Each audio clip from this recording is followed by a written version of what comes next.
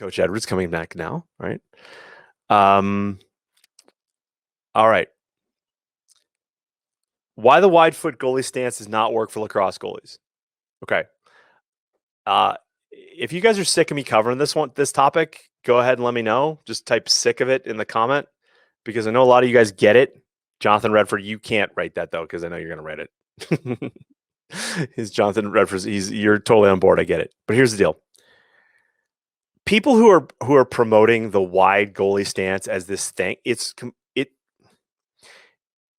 the one benefit to a wide stance is that if you get your feet to a certain point and you haven't sacrificed strength, is that every shot outside your feet, is going outside the post. Anything inside your feet, is something that needs saving.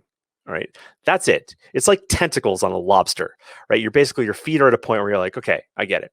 So as the game of lacrosse has gotten more difficult for goalies to play and goalies have gotten more and more complex, is the fact that, as a goalie, when you're in the cage, and this might be for those of you who are parents who maybe have never played the position, or even coaches who've never played the position, there's this level of complexity that builds up in your head.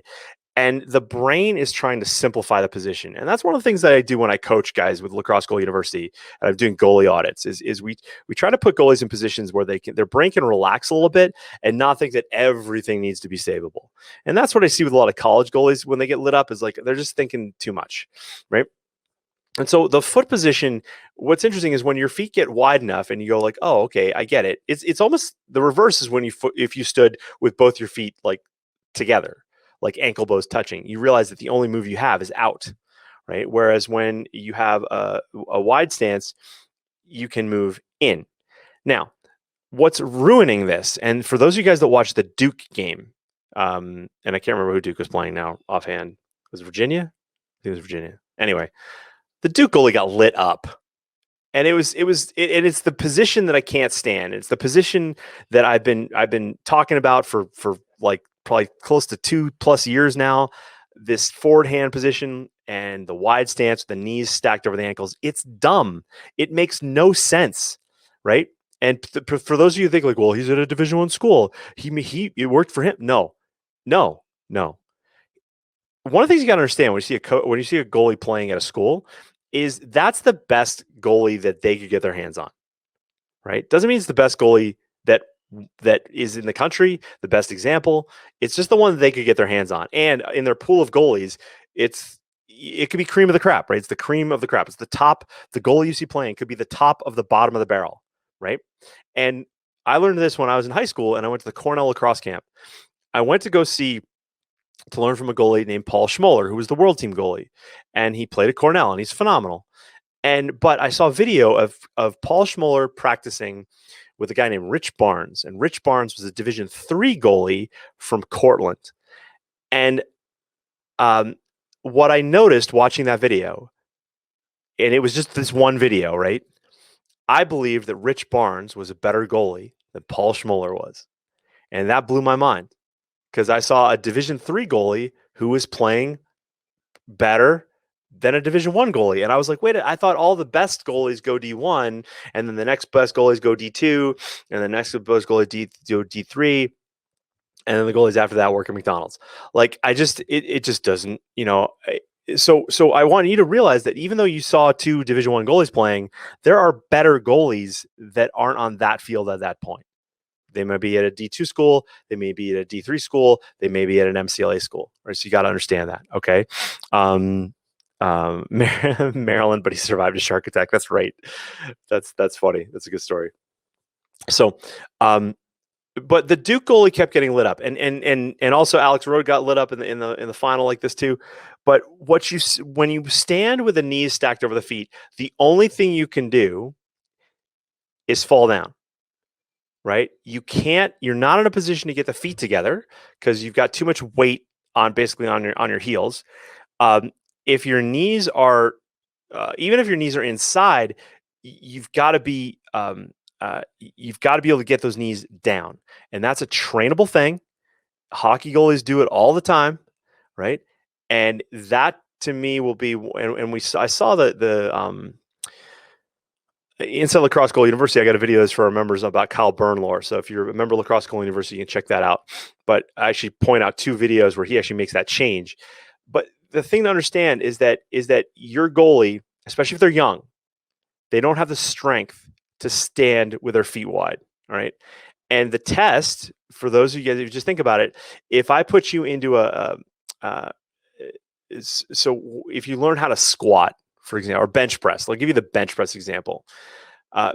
What you'll notice, so there's some athletes that can bench off the chest, but then they can't get any further. Basically, what that is that your muscles on your chest are strong and your lats, but then your triceps are what kick in and get you the last little bit there. And if you see someone bench press and they stall out halfway, well, that means their chest is strong, but their triceps are weak. If you see someone bench pressing and they get down to their chest and then they just pin it, they're stuck. The muscles across their chest are weak because those are the ones that are coming to play at that range of motion. So same things, it's a little bit more complex with the legs.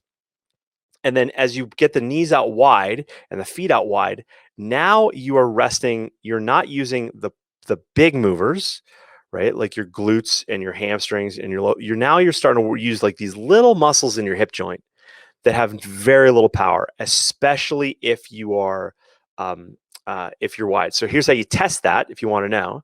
So you put your athlete on the floor, knees at 90 degrees. So their hip is at 90 degrees and their knees at 90 degrees. And then you have them what's called a clam shell. You have them open up, right? So you have them bring their leg up.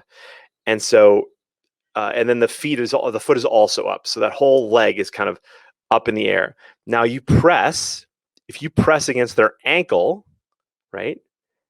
Why their ankle? Because when we're standing and we are moving, we are applying force from the ground through our foot and our ankle up to the knee into the hip, and that's helping us move. So what you do is you put your athlete on their side, you have them clamshell open, bring the leg up, and you push, and what you'll notice, they have no strength in that position at all, like none. Now you can have them like try and do it halfway and they'll be stronger, but even then they won't be very strong. Okay. So you've got to look at this from a structural standpoint and realize like, okay, a narrower stance. So this is where the Maryland goalie played better. It has a better position, in my opinion, to be more active. But even he's still on 5-hole shots was falling backwards and not always dropping kind of balanced knees forward, like knees into the hole. Okay, so you got to keep that in mind.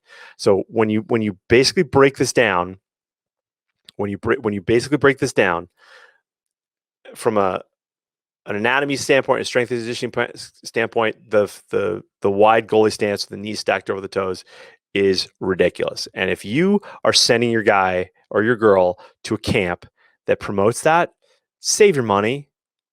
Like seriously, go camping. Like have a weekend. Go to the movies. Go to a COVID-free movie. Buy some pizza. Heck, take her to Lululemon and get some new workout gear. Like, it's just whatever. Treat yourself, because you're just going to confuse your goalie if you're at a place that's teaching that. It just blows my mind. All right, rant over. Man. All right, guys, thanks for watching and thanks for listening wherever you are. Do me a favor, hit the like button if you like this, and be sure to subscribe if you haven't already. When you're ready, head on over to lacrossegoalieuniversity.com/coaching so I can work with you and your goalie. And while you're at it, check out athletespecific.com to learn more about mental performance and high performance. You may not know this, but I work with athletes in a variety of sports. Lacrosse is my love, but man, I love athletes and the families who support them. So head on over to athletespecific.com, check it out. I'll see you in the next video. Cheers.